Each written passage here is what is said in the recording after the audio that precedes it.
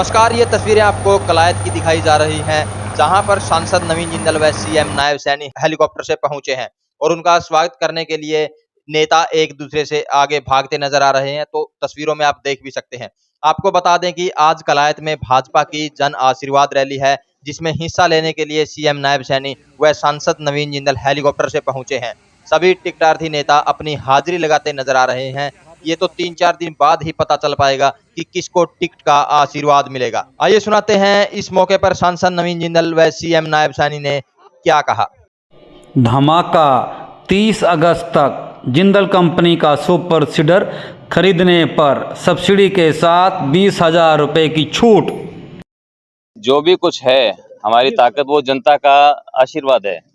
तो आज हम फिर इस जन आशीर्वाद रैली में हम जनता का आशीर्वाद लेने के लिए आए हैं। जनता ने मुझे पिछले चुनावों में मुझे आशीर्वाद देकर सेवा का मौका दिया और मैं उनका धन्यवाद करना चाहता हूं।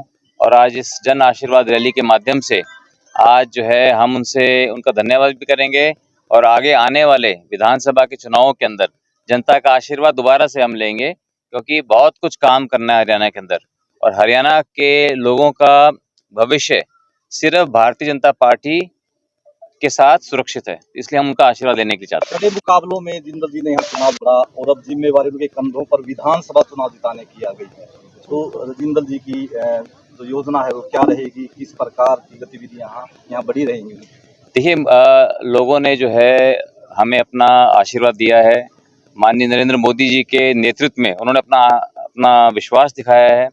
नायब सैनी जी के नेतृत्व में उन्होंने अपना विश्वास दिखाया है और मुझे पूरा विश्वास है कि वो यहाँ से हरियाणा से, जैसे पूरे देश के अंदर तीसरी बार भारतीय जनता पार्टी की लगातार सरकार बनी है, उसी तरह से हरियाणा के अंदर भी तीसरी बार भारतीय जनता पार्टी की सरकार बनेगी और नायब सैनी जी दूसरी बार मुख्यमंत्री बनेंगे। तो जिंदल साहब क्या कुछ कहोगे, जिस तरह से आपके चुनाव में देखा गया था कि कलायत हल्के में आप कहीं ना कहीं पिछड़ गए थे जी, अब उन कमियों को किस तरह से दूर किया गया?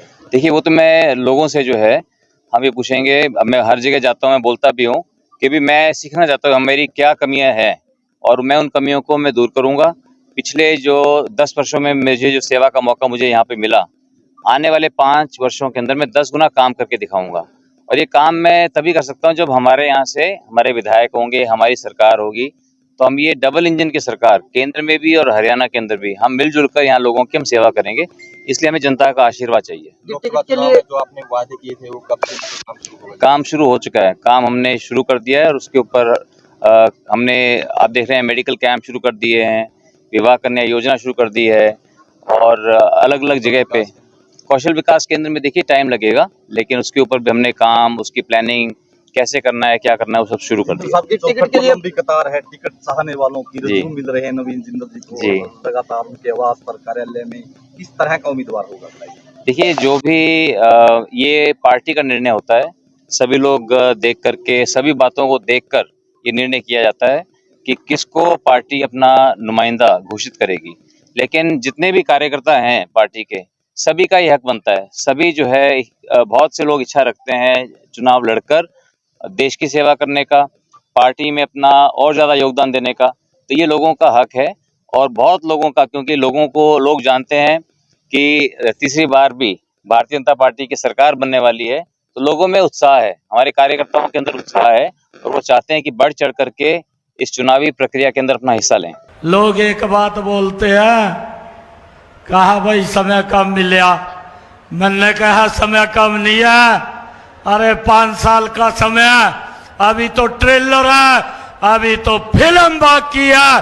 मैं आप लोगों को विश्वास दिलाता हूं कि जितने भी आप लोगों के कार्य होंगे, उन कामों को करने का जिम्मा ये आपके बेटे का है और पूरे हरियाणा प्रदेश के लिए काम करने का समान रूप से दायित्व अगर किसी ने दिया है तो उसको ईमानदारी से निभाने का जिम्मेवारी भी ये आपके भाई बेटे की है। भाइयों, अभी आचार संहिता को लगे हुए ये 4 दिन हुए हैं। भाइयों, लोग मेरे पास आते हैं, लोग आकर के बोलते हैं कि आचार संहिता लग गई है, मैंने कहा कोई चिंता की जरूरत नहीं है। 4 अक्टूबर को जब ये 4 आचार संहिता हटेगी, जितने भी आप लोगों के काम हैं उनको प्राथमिकता के आधार पर पूरा करने का जिम्मा ये हमारी सरकार का है। ये भी बताना चाहता हूं, ये कांग्रेस के लोग हैं भाई, ये कांग्रेस के लोग जब इनके पास कोई मुद्दा नहीं है और जब मुद्दा नहीं होता है, ये झूठ बोलने का, झूठ फैलाने का काम करते हैं। भाइयों, हमारी सरकार ने, मैं आपको बताना चाहता हूं, अब इन लोगों को अगर और कुछ नहीं मिला, ये हिसाब मांगना शुरू कर दिया है।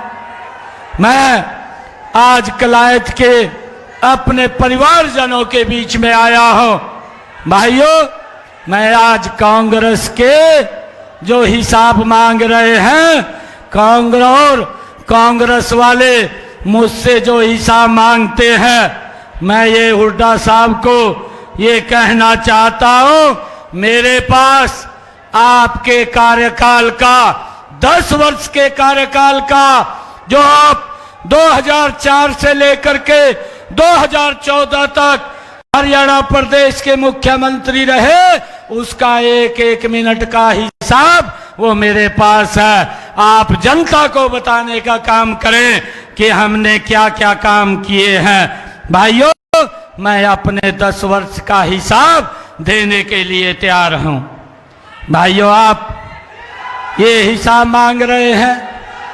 भाइयों, साथियों, मैं एक गरीब किसान का बेटा, एक गरीब परिवार से, पिछड़े समाज का बेटा, मैं पाई पाई का हिसाब मैं कांग्रेस के लोगों को मैं देने के लिए तैयार हूं, परंतु उनका क्या कार्यकाल रहा वो भी अपने कार्यकाल के अंदर बताने का काम करें। भाइयों, मुझे ये खुशी है कि जब से 12 तारीख से मुझे ये जिम्मेवारी मिली, भाइयों 16 तारीख को आचार संहिता लग गई थी और 6 जून तक ये आचार संहिता रही।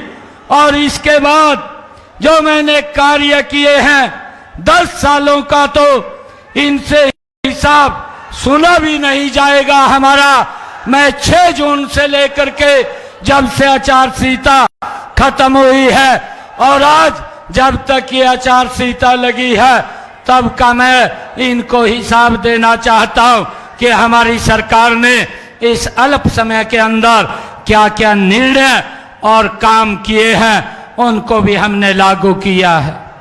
भाइयों, मैं बताना चाहता हूं, सबसे पहले 7 जून को हमारी सरकार ने हरियाणा प्रदेश के 23 लाख परिवार, 84 लाख लोगों के लिए 1000 किलोमीटर वो बस में फ्री यात्रा कर सके, इस योजना को, हैप्पी कार्ड योजना को लागू किया है।